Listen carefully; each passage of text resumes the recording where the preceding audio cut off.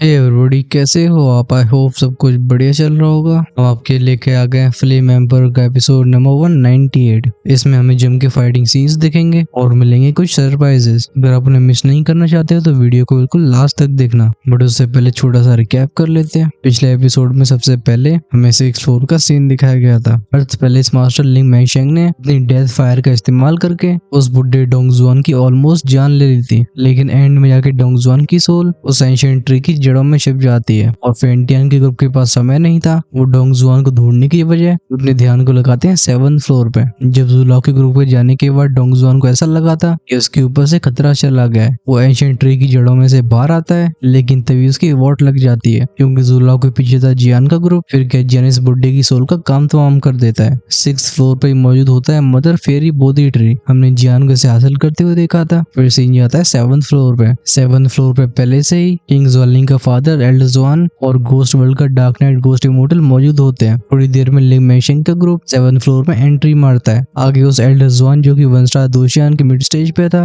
वो पहले फाइट करता है लिंग मैंगशेंग के ग्रुप से, लेकिन जब वो अर्थ पैलेस मास्टर लिंग मैंगशेंग की ओर भारी पड़ने लगा था, एंट्री मारते हैं ज़ुलाओ और फिर दोनों के बीच की खौफनाक बैटल शुरू हो जाती है। एक तरफ बैटल फॉर्मेशन इस्तेमाल हो रही थी तो दूसरी तरफ वो लाल रंग की ऊर्जा होती है। ये भले एक तरीके की फ्लेम लग रही हो, लेकिन इसमें कुछ ईरी कुछ डार्क मिला होता है। चलो अब यहीं से इस बैटल को आगे बढ़ाते हैं। मेरी कोशिश रहेगी कि मैं किसी भी क्रूशियल पॉइंट को न छोड़ूं, जिससे मैं फ्यूचर की स्टोरी समझने में कोई परेशानी न हो, और इसके साथ मैं चीजों को शॉर्ट रखूंगा। बस आप ये समझ लीजिए कि तुम्हारा भाई शायद इससे बेस्ट नहीं कर सकता है। हालांकि एल्डर ज़ू की स्ट्रेंथ अभी भी हाफ इमोर्टल लेवल पे थी, तभी वो एल्डर ज़ुआन उन्हें बिल्कुल हल्के में नहीं लेता। वो कहता है, ज़ूजिन, मैं तुम्हारे अटैक से इम्प्रेस नहीं हुआ हूँ। अगर तुम अभी अपने आप को होल्ड बैक कर रहे हो तो लगता है ज़ुआन सेंटिन का नंबर 1 बैटल फॉर्मेशन मास्टर यहाँ पे अपनी जान गवाएगा। ये सुनकर ज़ुलाओ के चेहरे पे कॉन्फिडेंस से भरी स्माइल आई थी। वो कहते हैं, ऑल राइट, अगर ऐसी बात है तो फिर तैयार हो जाओ। बात ऐसी होती कि ज़ुआनशिन जो किंग ज़्वालिंग का फादर था और एल्डर ज़ू के बीच में काफी पुरानी राइवलरी रही है, लेकिन ज़ुलाओ की फॉर्मेशन की वजह से ज़ुआनशिन को कई बार मुक्की खानी पड़ी। एल्डर ज़ू के हाथ हवा में डांस करते हैं, उनके पैरों के नीचे से एक लाइटिंग फॉर्मेशन बनने लगती है। ये कोई नॉर्मल लाइटनिंग नहीं थी, ये पिल्ट रेवोल्यूशन से भी काफी ज्यादा टेरिफाइंग होती है। फॉर्मेशन को देखे उस एल्डर ज़ुआन जिसका नाम था ज़ुआनशिन, उसकी आंखें श्रिंक हो गई थी। उसे इस फॉर्मेशन में से डेंजर सेंस होता है और ये काफी इनक्रेडिबल बात होती है क्योंकि 1 स्टार दूधी के मिड स्टेज में पहुंचने के बाद एक हाफ स्टार दोशियान के पास वो पावर नहीं होनी चाहिए जो उसे डेंजर फील करवा सके।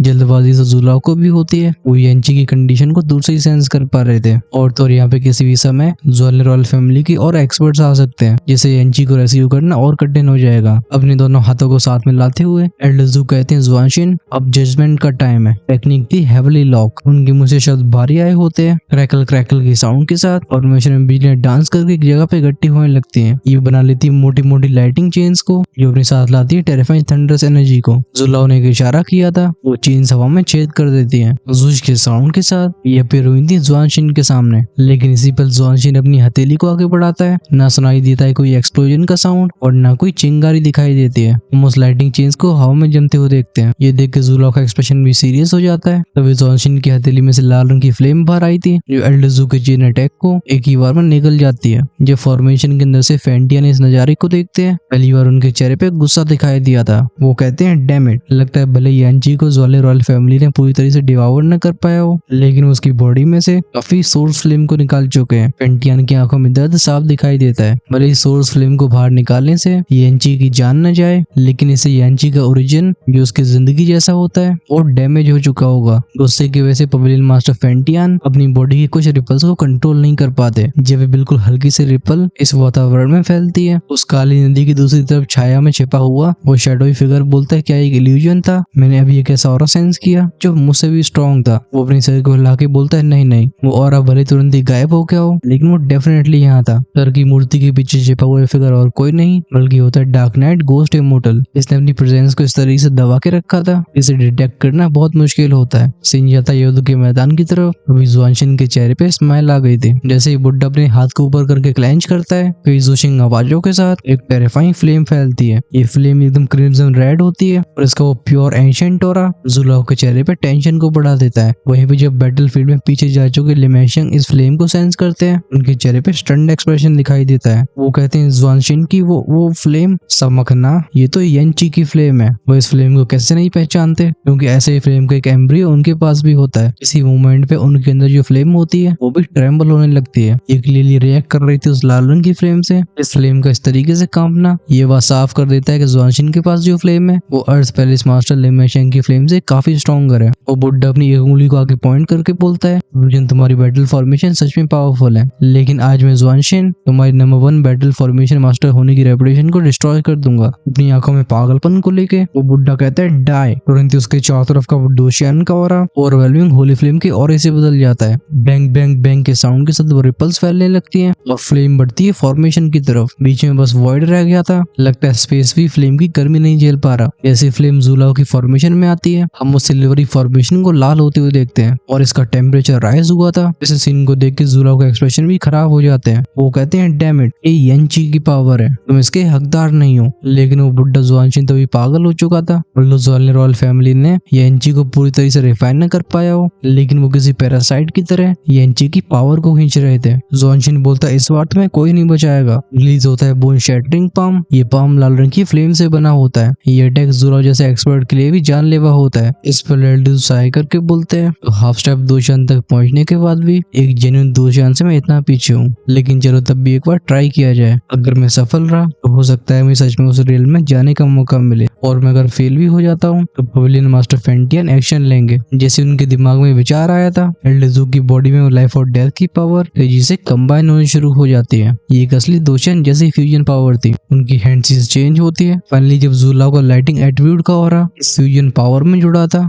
ज़ुलाओ टेम्पररी दोशन लेवल को अचीव कर लेते हैं। अगली पल एक्टिवेट करी जाती heavy lock dragon formation. Rumble rumble sound के साथ वो फॉर्मेशन होली फ्लेम को बाहर निकालने लगती है। इस बार फॉर्मेशन में बस लाइटिंग नहीं दौड़ रही थी, बल्कि दौड़ रही होती है लाइफ और डेथ फ्यूजन पावर। जैसे ज़ुलाओ अपने हाथ को साथ में लेके आए थे, फॉर्मेशन की एक जगह पे सारी लाइटिंग फ्यूजन पावर एक बड़े से ड्रैगन को फॉर्म करती है। इसके स्केल्स थे लाइटिंग से बने हुए और उसकी दोनों आंखें सफेद और काली होती हैं। ये देखे ज़ुआनशिन की भी भौं से कुड़ गई थी। फिर वो हम्प करके बोलता है तुम इस लाइफ और डेथ पावर से मेरी होली फ्लेम का सामना करना चाहते हो। टॉस है वो crimson red Holi flame source power किसी समुद्र की लहर की तरह उस ड्रैगन से टकरा जाती है। अभी अंडरग्राउंड पैलेस का 7th फ्लोर भयानक स्पेस डिस्टॉर्शन से भर गया था। ज़ुलाओ का वो ड्रैगन आसमान की तरफ धाड़ मार के उस फ्लेम की वो लाइफ और डेथ का फ्यूजन और उगलता है। दोनों के बीच में होती है भयानक क्लैश। हम इस फाइट को थोड़ा फास्ट फॉरवर्ड करते हैं। एक समय पे जाके ज़ुआनशिन ने येंची की होली फ्लेम सोर्स पावर को एक छोटे से पॉइंट में कंडेंस कर दिया था। वो होली फ्लेम किसी छोटे से मोती में बदल के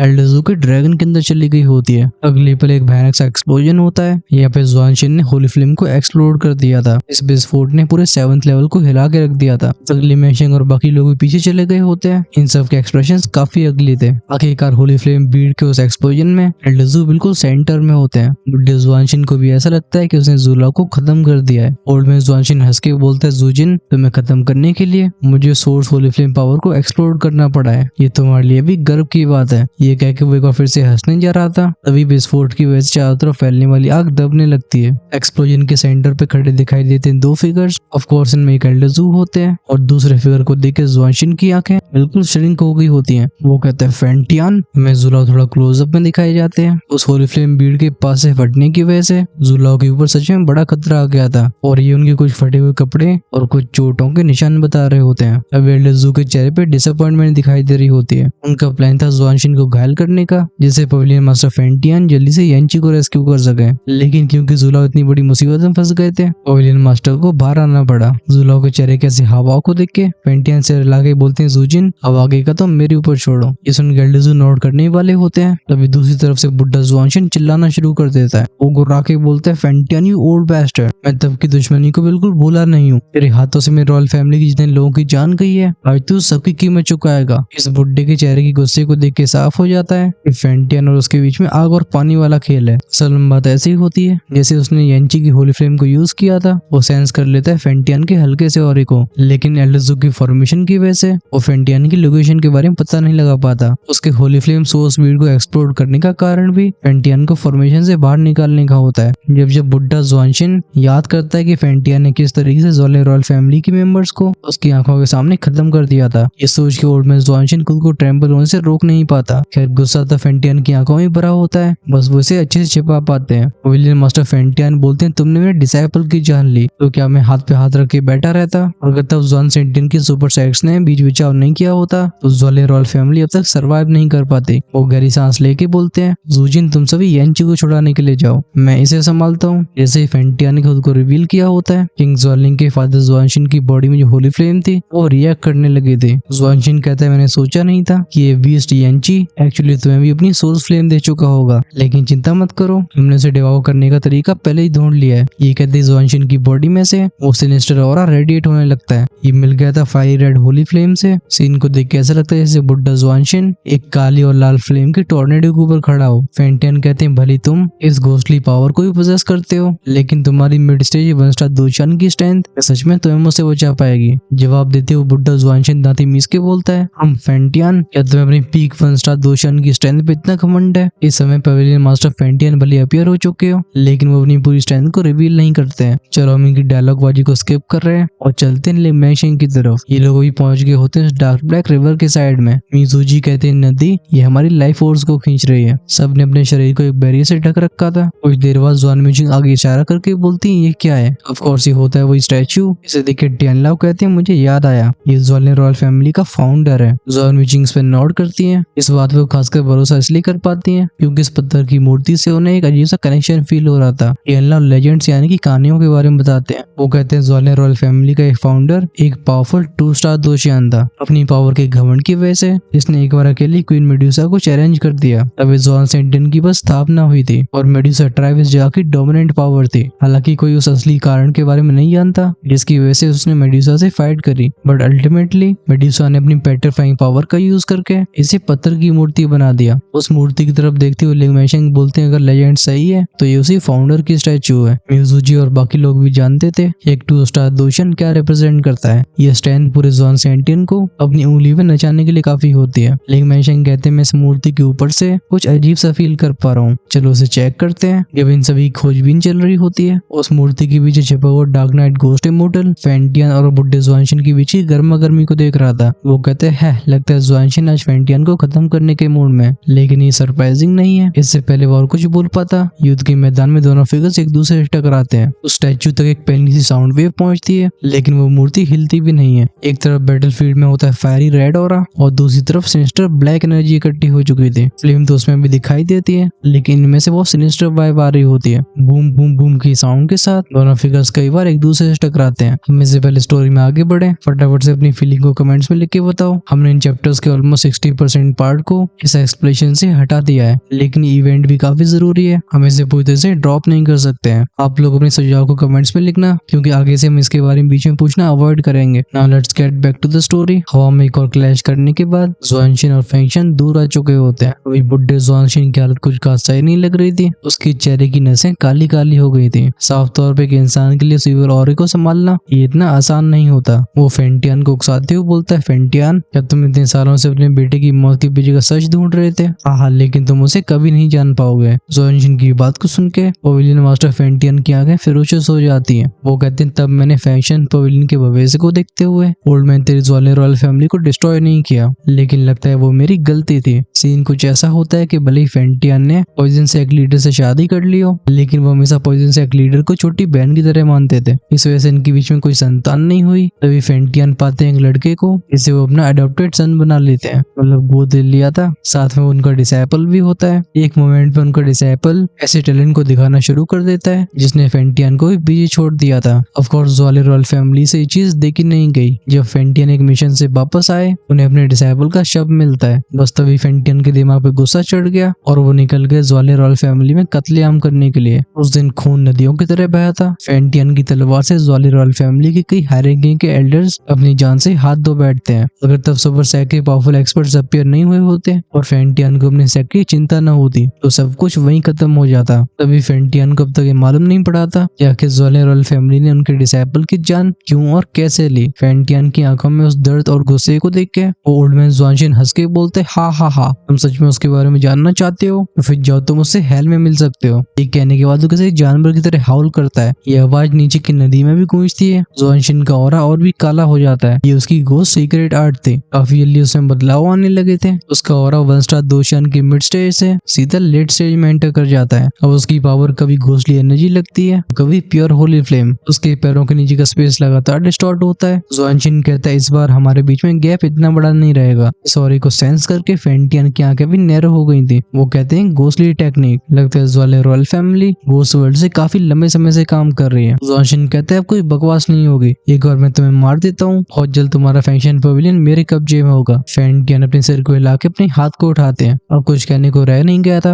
अटैक का नाम होता है हेवली फ्लेम हैंड। इस अटैक की स्पेशलिटी सिर्फ पावर में नहीं होती बल्कि वो होती है स्पेस में। फेंटियन के एक इशारे पे बुड्ढे जॉनसन के सामने का स्पेस फटता है, उसे टकराता है एक बड़ा सा पाम अटैक। जॉनसन तुरंत ही खुद को उस घोंसले एनर्जी से ढक लेता है, साफ तौर पे उस अटैक से बचने की कोशिश कर रहा था। इसी पल बैंग के साउंड के साथ वो ऊर्जा से बनी बड़ी सी हथेली जॉनसन के घोंसले और से टकराती है। उस घोंसले और में से बाहर आता है जॉनसन का फिगर। हम उसे स्पेस में घसीटते हुए देखते हैं। भले जॉनसन के पास दोशन लेवल की स्ट्रेंथ हो, लेकिन एल्डेज़ो का सामना करने की वजह से उसकी पावर भी कहीं न कहीं कम हो गई थी। वो पीछे जाते हुए बोलता है डैम, उस घोस्ट आर्ट का यूज करने के बाद भी मैं इस फेंटियन की बराबरी नहीं कर पा रहा। इसी पर जॉनसन की इंस्टिंक्ट्स चीखती हैं। जब वो देखता है मुड़ के फेंटियन की तरफ, वो पाता है कि फेंटियन के पैरों को सेंटर बना के चारों तरफ की हवा आग में बदलने लगी है। इस ओवरवेलिंग सप्रेशन को फील करके बुड्ढे जॉनसन के एक्सप्रेशन खराब होते हैं। वो कहता है ये डोमेन है। आखिरकार डोमेन उसके पास भी होता है। वो जानता था कि दोशन क्लास के एक्सपर्ट्स का ये सबसे बड़ा वेपन कहा जा सकता है। समय को बिल्कुल बर्बाद न करते हुए फेंटियन कंडेंस करते हैं एक बड़े से ब्लेड को। ये फायर रेड फ्लेम से बना हुआ था। इसका वो टेरिफाइंग और स्पेस को पीछे हटा रहा होता है। खैर तभी बुड्ढा जॉनसन एक जेन्युइन दोषियान था। उसकी घोंसले एनर्जी ट्विस्ट होती है, एक बड़ी सी खोपड़ी के फॉर्म को लेने लगती है। लेकिन जस्ट इसी मोमेंट पे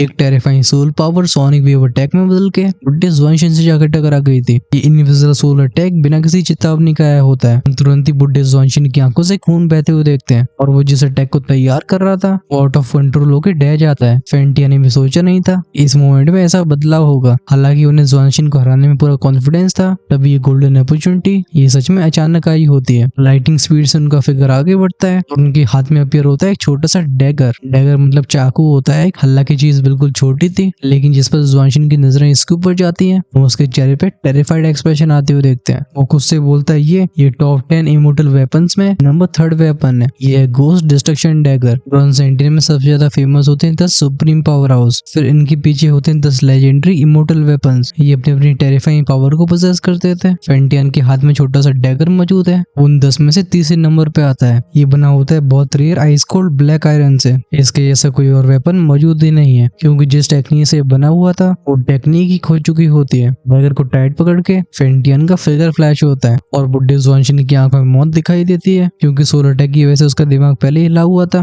वो एक पल के लिए अपनी एनर्जी इस्तेमाल नहीं कर पाता। बुड्ढा जॉनसन तुरंत ही चिल्ला के बोलता है डार्क नाइट मेरी जान बचाओ। जैसे उसके मुंह से आवाज बाहर आई होती है, फेंटियन ने डैगर स्लैश किया था, लेकिन इसी पल जॉनसन की गर्दन के ऊपर एक डार्क ग्रीन एनर्जी लेयर बनती है। डोंग के साउंड के साथ वो डैगर उस चीज से टकरा के वापस लौटता है। जॉनसन के साइड में एक और अपीयर हुआ था। ये गोल गोल घूम रही घोंसली एनर्जी होती है, जैसे हम अंग्रेजी में बोलते हैं स्वर्ल्ड। उसमें से एक ईरी आवाज बोलती है ही मैंने फैंक्शन पवेलियन के फेंटियन के बारे में काफी सुना था और तुम्हें देख के बात साफ हो जाती है कि तुम्हारी रेपुटेशन गलत नहीं है। इस आवाज के साथ वो काले रंग का ऑरा इकट्ठा हुआ था, एक फिगर को फॉर्म करता है। भले इसे घोंसली ऑरे ने घेर रखा हो, लेकिन फेंटियन सेंस कर पाते हैं कि इसकी स्ट्रेंथ कम से कम 2 शान लेवल की है। दूसरी तरफ मौत के पंजे से बाहर आने की वजह से वो जॉनसन लगातार खांस रहा था। फिर वो अपने चेहरे पे कॉन्फिडेंस को वापस लाने की कोशिश करता है। वो कहता है ओल्ड डॉग फेंटियन, तूने कभी सोचा नहीं होगा क्यों? फेंटियन कोल्ड आवाज में कहते हैं हाँ मुझे ये मानना पड़ेगा कि मैंने इसे एक्सपेक्ट नहीं किया था। बस मैं तुझसे ये पूछना चाहता हूँ क्या तुझे सच में ऐसा लगता है एक और दोषण तेरी जान बचा पाएगा? फिर पवेलियन मास्टर फेंटियन उस घोंसली फिगर की तरफ मुड़ते हैं। वो कहते हैं डार्क नाइट घोस्ट, लगता है तुम जॉलिंग कंटेंट के एक्सपर्ट्स को काफी समय से चकमा दे रहे हो। इससे पहले डार्क नाइट घोस्ट इमोर्टल बोल पाता, जॉनसन आगे आगे बोलता है इसमें क्या परेशानी है, हम दोनों बस अपने फायदे के लिए कोऑपरेट कर रहे हैं और तो तुम सभी के मरने के बाद हमारे इस राज को कौन खोलेगा? खैर कुछ और टोंटबाजी के बाद फेंटियन, डार्क नाइट घोस्ट इमोर्टल और जॉनसन फिर से फाइट करना शुरू कर देते हैं। इसी पर 7th फ्लोर की एक बड़ी सी चट्टान के पीछे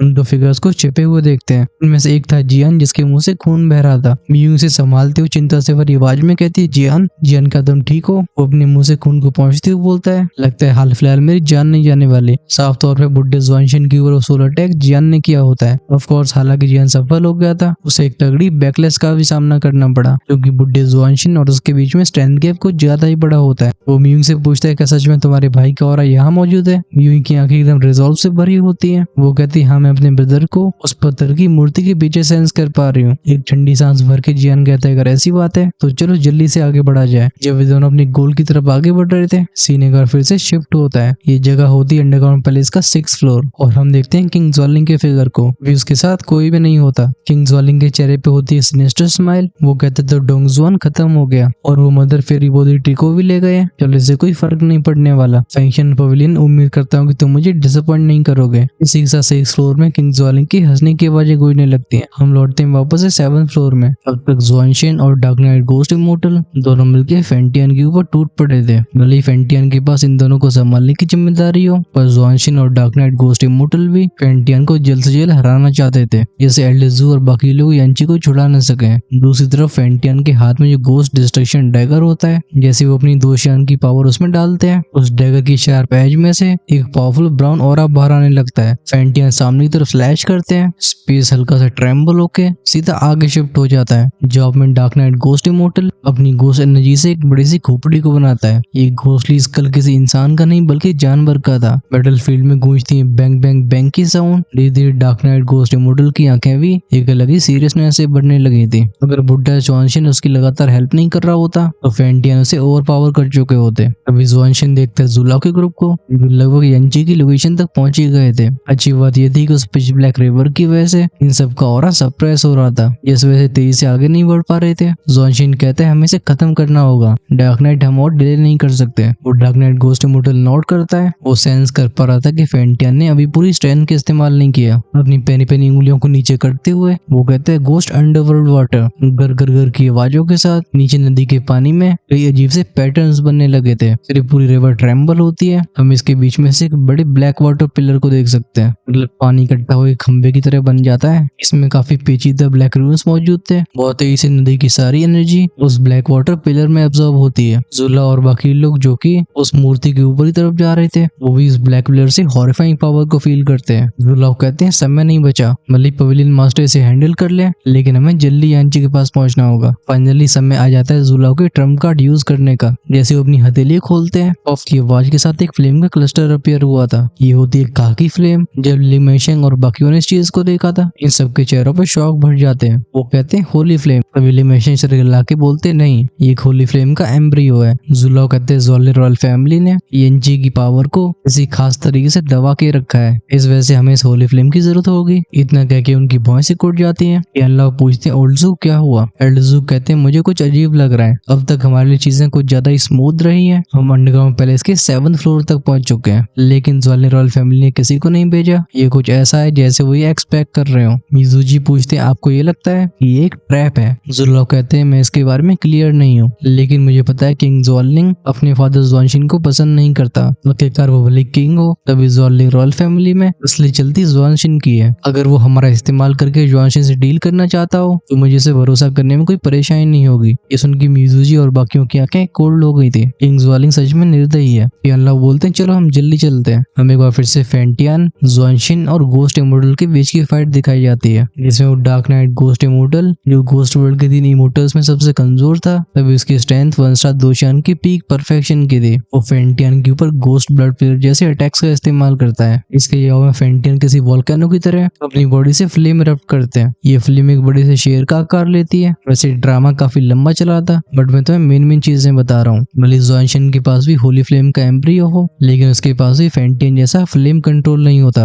ये बताता है फेंटियन के टैलेंट के बारे में। जब दूर से जियानिस फ्लेम जायंट लायन को देखता है, वो भी ऑ फील करता है। हालांकि फ्लेम्स को मैनिपुलेट करना उसे भी आता था, लेकिन वो सहारा ले रहा होता है अपनी सोल पावर का। वहीं पे जायंट फ्लेम लाइन ये प्योर पावर से बना है। उस फ्लेम लाइन की स्ट्रेंथ को सेंस करके डार्क नाइट गोस्ट इमोर्टल का एक्सप्रेशन भी अगली हो गया था। उसे लाइन में से ओवरवेलमिंग पावर सेंस होती है, लेकिन पीछे जाने का विकल्प उसके पास भी नहीं था। वो फाइनली अपने गोस्ट ब्लड प्लेयर को लॉन्च करता है। हवा में सोनिक बूम साउंड के साथ ये फेंटियन की तरफ आगे बढ़ गया था। फेंटियन भी अपनी 2 उंगलियों को आगे करते हैं। वो आग से भरा शेर तेजी से दहाड़ मारता है और रोर रोर के साउंड के साथ उसका ऑरा और भी टेरिफाइंग होता जा रहा था। फिर पूरा 7th लेवल ट्रेम्बल हुआ था और साथ में गूंजती थी बूमिंग साउंड्स। युद्ध के मैदान पे न शेर पीछे हटने का नाम ले रहा था और न ही वो काले रंग का वाटर पिलर। दोनों पीछे हट के बार बार कोलाइड होते हैं और फैलती खतरनाक शॉक वेव्स। एल्डेजू का ग्रुप जो कि ऊपर जा रहा होता है, वो भी इन शॉक वेव्स की चपेट में आ जाता है। स्पेस के स्थिर न होने की वजह से ये खुद को नीचे गिरते हुए फील करते हैं। एल्डेजू ने तुरंत हैंडसीज को चेंज करके एक बड़ी फॉर्मेशन बनाई थी जो सबको अपने अंदर ले लेती है, लेकिन इसकी वजह से वो ऊपर भी नहीं जा पाते। दूसरी तरफ जियान की तरफ भी बड़ी थी पावरफुल शॉक वेव और अपने भाई को सर्च करने की वजह से मियुंग इसे नोटिस नहीं कर पाती। अच्छी बात है उसे सेव किया था जियान ने। वो अपने दोनों हाथों से सामने रूलर को ले जाता है। क्रिक क्रिक के साउंड के साथ हम उसके फिगर को पीछे घसीटते हुए देखते हैं। ये देख के मियुंग को भी होश आ जाता है। जियान कहते हैं हमें और भी सेफ जगह पर जाना होगा। पवेलियन मास्टर के अटैक और उस ब्लैक रोड मैन की पावर इन्हें हम हैंडल नहीं कर सकते। तभी ऊपर एक और बूम की आवाज गूंजी थी। ये ब्लास्ट हुआ होता है उस वाटर पिलर में। पानी पूरे 7th फ्लोर में फैलता है और वो फिर से इकट्ठा होने लगता है ब्लैक रिवर में। दूसरी तरफ जायंट फ्लेम लाइन भले ही कमजोर हो गया हो लेकिन वो टारगेट बनाता है गोस्ट इमोर्टल को। हम डार्क नाइट गोस्ट इमोर्टल की फुटबॉल बनते हुए देखते हैं। अंत में जाके जब ज़ुआनशिन ने अपने पावर अटैक का यूज किया था तभी वो फ्लेम लाइन डिस्ट्रॉय हुआ होता है। फाइनली हमें डार्क नाइट गोस्ट इमोर्टल की अपीयरेंस दिखाई देती है। अभी उसकी हालत काफी खराब थी। उसके वो काले रंग की रूफ जगह जगह पर फेंटियन की फ्लेम्स की वजह से जल चुकी थी और उसका ऑरा भी कमजोर हो चुका होता है। क्लियरली फेंटियन के पिछले अटैक ने उसे इंजर्ड कर दिया है। और रोर करके बोलता है फेंटियन यू डैम इमोर्टल। दूसरी तरफ पवेलियन मास्टर फेंटियन अपने दोनों हाथों को पीछे करके खड़े हुए थे। साफ तौर पर इस क्लास के विजेता वो होते हैं लेकिन जिस तरीके से उनका एक हाथ कांप रहा था साफ तौर पर पिछला अटैक उनके लिए भी आसान नहीं रहा। वो डार्क नाइट गोस्ट इमोर्टल बोलता है ज़ुआनशिन ये फेंटियन कुछ ज्यादा ही पावरफुल हो चुका है। हम इसका भी सामना नहीं कर सकते। मे भी हमें अपने कदम पीछे लेने चाहिए। लेकिन लगता है बुड्ढा ज़ुआनशिन मानने के लिए तैयार नहीं था। वो कहता है रिट्रीट। ऐसे ह्यूमिलेशन के बाद मैं कभी पीछे नहीं हटूंगा। जले पे नमक छिड़कते हुए फेंटियन हंस के बोलते हैं हा ओल्ड डॉग ज़ुआनशिन अगर मैं फेंशन पवेलियन का पवेलियन मास्टर नहीं होता तो अब तक तेरी डेड बॉडी मेरे पैरों के नीचे होती। ये सुन के ज़ुआनशिन का गुस्सा और फट पड़ता है और फिर से शूट हो गया था फेंटियन की तरफ और ये बैटल फिर से कंटिन्यू होती है। लेकिन कोई नोटिस नहीं करता कि 7th फ्लोर में एक नया मेंबर आ चुका था। ये नया मेहमान होता किंग ज़्वालिंग। अभी उसके ऑरे को इविल एनर्जी ने छिपा के रखा होता है। शेडोज में छिपा हुआ किंग ज़्वालिंग बोलता है ही ज़ुआनशिन इस बार ऊपर वाला भी तुम्हें नहीं बचा सकता। एक और बूम के साउंड के साथ ज़ुआनशिन पीछे गया था। उसके होठों किनारे से भी खून लगा होता है। वो तुरंत ही अपनी स्टोरेज से गोल्डन टोकन को बाहर निकालता है जिसके ऊपर ड्रैगन एडिक्शन लिखा हुआ था। जैसे उस टोकन को क्रश करता है हम ज़ुआनशिन के पीछे एक वॉर्टेक्स को बनते हुए देखते हैं। ये देखे फेंटियन की आंखें डार्क हो गई थी लेकिन जैसे वो स्पेशल वॉर्टेक्स बनता है ये अगले पल मिट भी जाता है। युद्ध के मैदान में फैल जाती है एक अजीब सी शांति। ज़ुआनशिन दहाड़ के बोलता है क्या हो रहा है। तभी उसे एक एहसास हुआ था। हमें इसके कारण के बारे में मालूम पड़ता है किंग ज़्वालिंग से।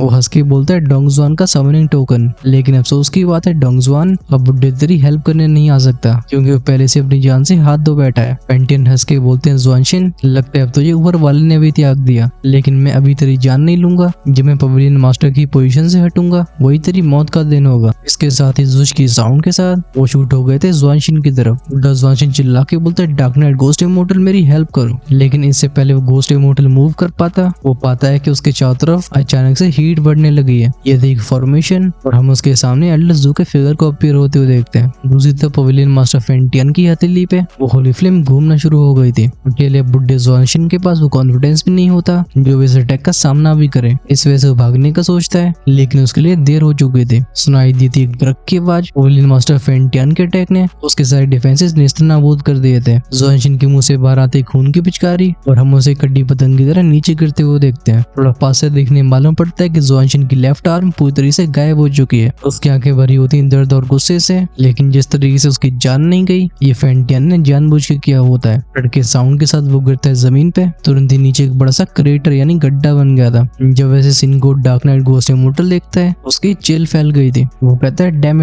इट ये ओल्ड मैन ज़ुआनशिन जो कि इतना कॉशियस रहता है आज इसने इतनी गलती क्यों करी। इसकी तो सबसे powerful forces dragon loving legion और डोंगज़ुआन उसकी कमांड को क्यों नहीं मान रहे। क्या ये उस इंसान की वजह से डार्क नाइट गोस्ट इमोर्टल को याद आती है उस वेंजी की। लेकिन अब जैसी ज़ुआनशिन की हालत हो गई है ये सब सोचने का कोई फायदा नहीं था। डार्क नाइट गोस्ट इमोर्टल जो कि यहाँ पे बस फायदों की वजह से था और उसे यहाँ पे और रोकने का कोई कारण नहीं दिखता। वो एक काले रंग की ऑर्ब को बाहर निकालता है। जैसे उसे क्रश किया था एक नीले रंग का space portal dark night ghost immortal को खींच लेता है। साफ तौर पे वो ऑर्ब काफी ज्यादा कीमती स्पेस ट्रेजर था पर एक जेन्युइन दोषण न होने की वजह से एल्डर ज़ू भी उसे रोक नहीं पाते। वहीं पे जब जमीन पे पड़ा बुड्ढा ज़ुआनशिन ऐसे सीन को देखता है वो पूरा जोर लगा के स्ट्रगल करने लगता है। उसने डार्क नाइट गोस्ट इमोर्टल को कई गालियां दी थी लेकिन अफसोस की बात यह थी कि दूसरी पार्टी उसके शब्दों को सुन नहीं पाएगी। फेंटियन नीचे पड़े ज़ुआनशिन पे ध्यान नहीं देते। वो पहुंचते हैं एल्डर ज़ू की तरफ। ज़ूला बोलते पवेलियन मास्टर क्या हम उसे ऐसे जाने देने वाले हैं। उस इंसिडेंट के पीछे ये ज़ुआनशिन नहीं था। अब यहाँ कहे तो फेंटियन की भी कोर्ट थी। लेकिन वो अपने सिर को हिला के बोलते हैं ज़ूजिन तुम क्या सजेस्ट कर रहे हो मैं इसे मार दूं। ये मेरे लिए बहुत आसान है लेकिन क्या इससे हमारे दोनों सेक्स के बीच में वॉर शुरू नहीं होगा।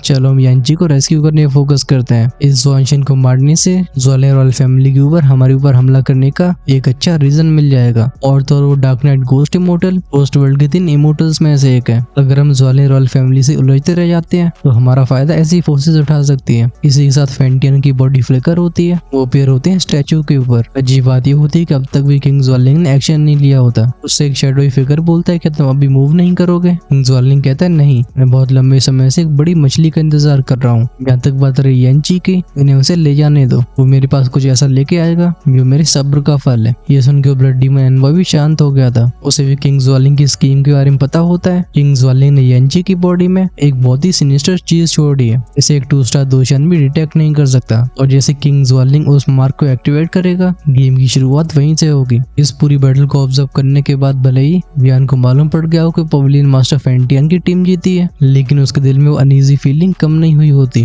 वो कहता है अंडरग्राउंड पैलेस ज्वालिन रॉयल फैमिली के लिए वो जगह है जहाँ वो अपने खजाने को रखते हैं, लेकिन फिर इसके डिफेंसेस इतने कमजोर क्यों हैं? इतनी बड़ी बैटल होने के बाद भी अब भी बाहर से कोई एक्सपर्ट नहीं आया है। वो जब ये सोच ही रहा होता है तभी उसके चेस्ट एरिया में से एक खतरनाक दर्द फैलना शुरू हुआ था। तुरंत ही जियान का चेहरा डिस्टॉर्ट होता है। म्यूइंग जो कि अपने भाई पे फोकस कर रही थी, उसे भी जियान के अंदर बदलाव सेंस होते हैं। अच्छी बात है, इसी समय उसकी होली फ्लेम एक्शन लेती है। सुनाई दी थी कुछ चरचरिंग की आवाजें। ये ब्लड डीमन गोल्ड एनर्जी उसकी फ्लेम से फाइट कर रही थी। हालांकि अंत में जीतने वाली होली फ्लेम होती है, लेकिन इससे जियान को काफी दर्द महसूस हुआ था। अंत में जाके वो तेजी से हाँफ रहा होता है और उसका माथा पसीने से भर गया था। म्यूइंग उसे सपोर्ट करती है। जियान की बॉडी से उस इविल ऑरे को फील करने के बाद भी वो उसे कोई सवाल नहीं पूछती। सीन जाता है स्टैचू के ऊपर। एक डिस्टॉर्टेड स्पेस के सामने फेंटियन और उसके ग्रुप के मेंबर्स पहुंच गए थे। जुलाओ कहते हैं पवेलियन मास्टर, हमारी इन्वेस्टिगेशन बताती है कि येंची का ऑरा यहीं से आ रहा है, लेकिन स्पेस ऐसा लगता है नॉर्मल फोर्सेस का इस्तेमाल करके हम इसे खोल नहीं सकते हैं। ये सुन के फेंटियन अपनी हथेली को आगे बढ़ाते हैं। वो भी स्पेस में एक बैरियर को सेंस करते हैं। हालांकि अपनी 2 स्टार दोशन की स्टैंड के साथ वो इसे तोड़ सकते थे, लेकिन इसे अंदर कैद येंची को